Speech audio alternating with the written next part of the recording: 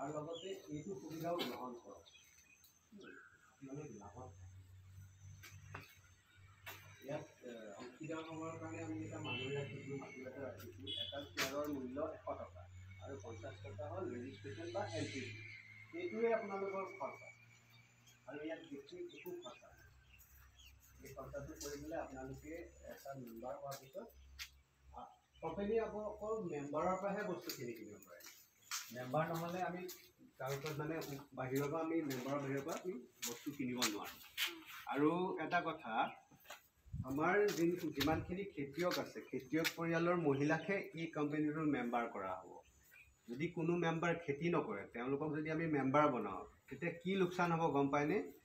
কোম্পানীয়ে যে বছৰকৰ মূৰত যিমানখিনি প্ৰফিট আহৰণ কৰিব লাভ অৰ্জন কৰিব তাৰে অংশ আমি বিতৰণ নকৰিম জানো কোনোবা যদি খেতি নকৰা ঘৰৰ মহিলা ইয়াৰ মেম্বাৰ হয়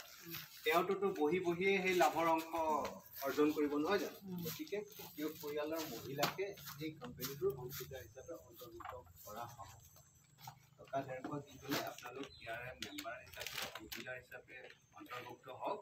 আৰু এই কোম্পানীটোৰ